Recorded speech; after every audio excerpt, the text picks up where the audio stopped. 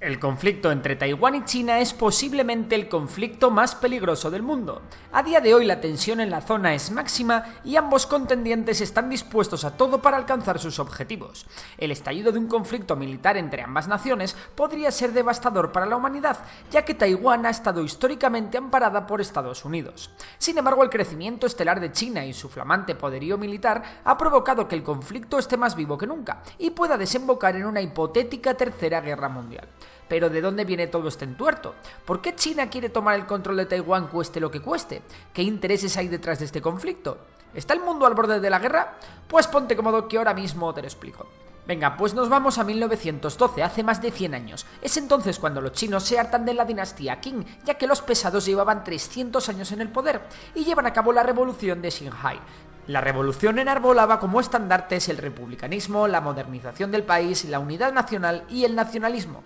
Tras la caída de la dinastía Qing, China había dejado de ser un país homogéneo, y su territorio estaba controlado por una serie de señores de la guerra que tenían sus propios ejércitos y a menudo se daban de palos entre ellos. En los primeros años de la República de China, el gobierno del país, o bueno, mejor dicho, el gobierno oficial del país, que para nada controlaba toda China, lo ocupaba Sun Yat-sen, quien era líder del Kuomintang, es decir, del Partido Nacionalista Chino. El partido buscó ayuda internacional para unificar el país y acabar con la tiranía de los señores de la guerra, y el único país que prestó apoyo a China fue la Unión Soviética. La URSS estaba muy interesada en la unificación de China y en que el recién creado Partido Comunista de China estuviese integrado en el propio Partido Nacionalista Chino. A esta unión se la conoció como el Frente Unido. Sun Yat-sen murió en 1925, siendo reemplazado por Chiang Kai-shek, el cual aprovechó las luchas entre señores de la guerra para iniciar una expedición al norte y dar en los morros a todos estos señores, consiguiendo controlar más territorio. El problema para Chiang era que la Unión Soviética estaba metiendo bastante las narices en China, provocando la división del Partido Nacionalista Chino. Por un lado había una facción de derechas, por otro una facción de izquierdas y por último una facción comunista, que si bien era la más pequeña de todas, crecía toda leche gracias a sus panas soviéticos. En 1927, la facción izquierdista y la comunista rompieron con la facción derechista comandada por Chiang Kai-shek, que seguía por ahí haciéndose el héroe y combatiendo a los señores de la guerra. Chiang, que debía tener mucho carácter, enseguida dio un golpe encima de la mesa y ordenó una purga contra los comunistas en Shanghái, ejecutando a cientos de militantes. Además, los izquierdistas y los comunistas también se daban de palos entre ellos, lo que dejó a los comunistas en las últimas. Así que el Partido Comunista cambió de estrategia y comenzó a plantear levantamientos entre el campesinado, que serán conocidos como la Revolución Agraria. Aquí comenzó a destacar un líder local, un tal Mao Zedong, que dará mucho que hablar en el futuro. A algunos estaréis preguntando que por qué leches os hablo de esto, pero no os preocupéis que enseguida lo vais a entender. En 1927 la facción derechista se había hecho completamente con los mandos del Partido Nacionalista. Pero ese mismo año, tras la revuelta de Nanchang, los comunistas aprovechan que los nacionalistas siguen luchando contra los señores de la guerra e inician una guerra civil en el país. A pesar de que los comunistas se desempeñaban muy bien en combate y a menudo cosecharon victorias contra fuerzas superiores, los nacionalistas les pusieron contra las cuerdas, aprovechando su amplia superioridad numérica. De todo esto ya haré un vídeo porque la historia es alucinante. El caso es que cuando el ejército rojo chino estaba contra las cuerdas aparecieron los japoneses, que de aquellas andaban montando su imperio y decidieron invadir China haciendo estallar la Segunda Guerra Sino-Japonesa, que duraría entre 1937 y el fin de la Segunda Guerra Mundial en 1945. Comunistas y nacionalistas tuvieron que dejar a un lado sus diferencias y unirse para luchar contra los japoneses. Finalmente, con la ayuda estadounidense y soviética, los chinos consiguieron derrotar a los japoneses y expulsarlos de Manchuria. El problema para China es que el precio que tuvo que pagar fue elevadísimo. Los muertos chinos en esta guerra excedieron los 21 millones, de los que casi 4 millones eran bajas militares. Acabada la guerra contra los japoneses, comunistas y nacionalistas reanudaron las hostilidades. El problema es que en 1945 las fuerzas comunistas se habían hecho mucho más fuertes. 7 años de tregua les había dado para reclutar, entrenar y armar a muchos soldados, ganar experiencia de combate y sobre todo asentar su gobierno en una serie de territorios del noreste chino. A pesar de los intentos de Estados Unidos de reconciliar a ambos contendientes, la guerra civil se reinició en 1947. Desde un principio, la Unión Soviética entregó a la China comunista toneladas de armamento que la propia Unión Soviética había capturado a los japoneses. Estados Unidos, que ya había dado por comenzada la Guerra Fría contra los soviéticos, no se quedó atrás y envió grandes cantidades de armamento a la China nacionalista. Tras una serie de victorias militares en las que los nacionalistas sufrieron millones de bajas, la China nacionalista se derrumbó como un castillo de naipes. El 1 de octubre de 1949, Mao proclamó la República Popular China en la plaza Tiananmen en Pekín. Los restos del gobierno de la China nacionalista huyeron a Taiwán, junto con 2 millones de soldados nacionalistas.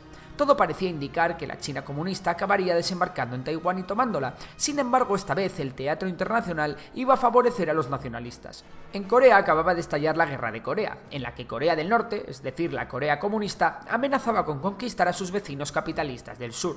Y claro, Estados Unidos no podía consentir que los chinos nacionalistas fuesen derrotados y los comunistas tomasen Taiwán. Por ello, el presidente estadounidense Truman dio orden a la séptima flota de los Estados Unidos de que evitara la invasión. Los comunistas de Mao Zedong, que heredaban un país devastado por décadas de guerra, no tenían ni los recursos ni una armada lo suficientemente potente para tomar Taiwán, así que esta quedó separada de China, y la paz entre ambos bandos nunca se firmó oficialmente.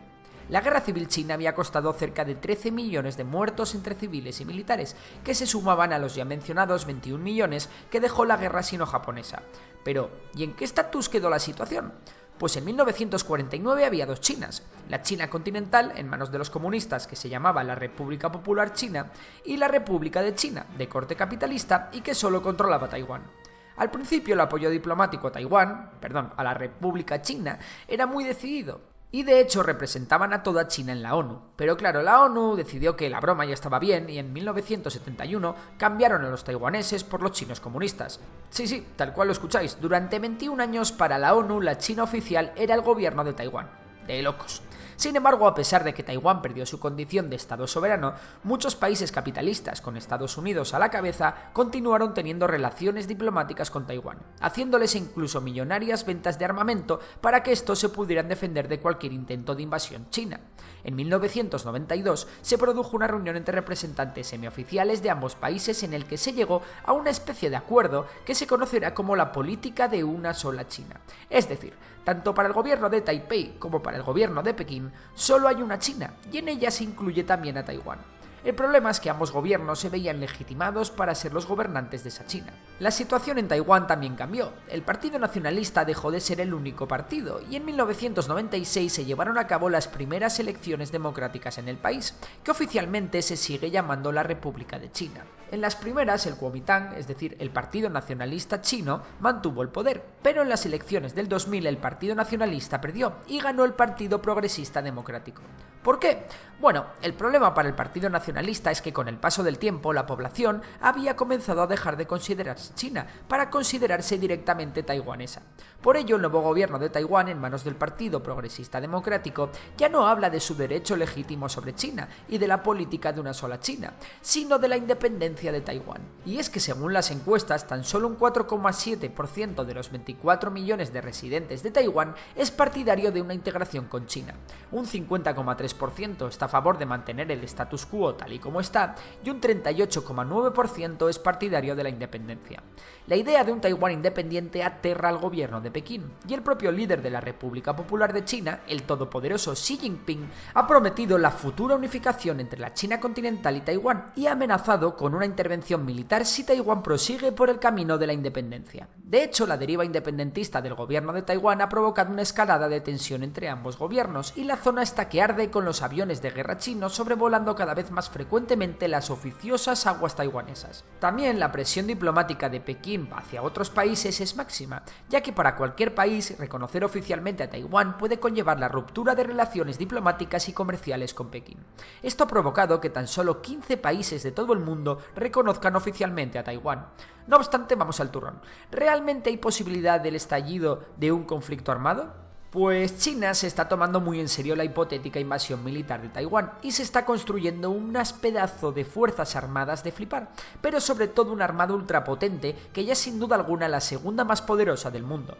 De hecho, el ministro de Defensa taiwanés, Chiu Kuo-cheng, ha dicho que Pekín estará en condiciones de invadir con éxito la isla en 2025. El problema es que la operación sería muy complicada. A ver, la población de China multiplica por 60 la de Taiwán, pero Taiwán se ha armado hasta los dientes y ha hecho de su isla un auténtico fortín inexpugnable, dotándola de unas defensas excepcionales, y teniendo una armada competente que pondría las cosas difíciles a China.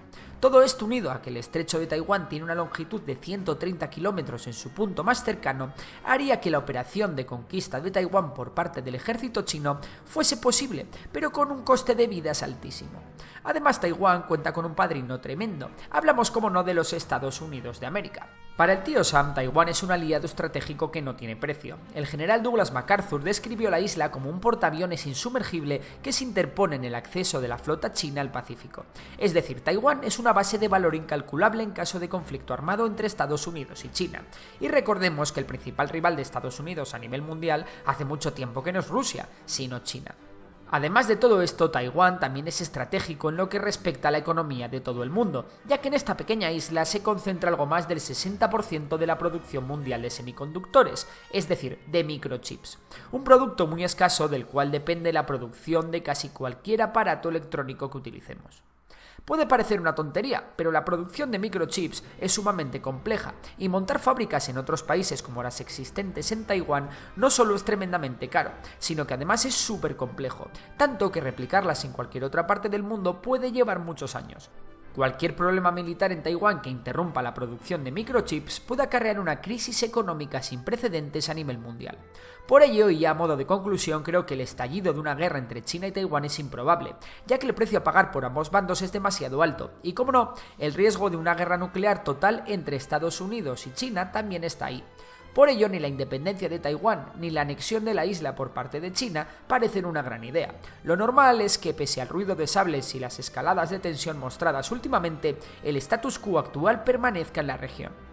Y esto es todo por hoy. Si te ha gustado el vídeo, ya sabes que puedes suscribirte al canal, darle a like y si te gusta la economía, seguir a Memorias de Tiburón. Por lo demás, un saludo y hasta la próxima.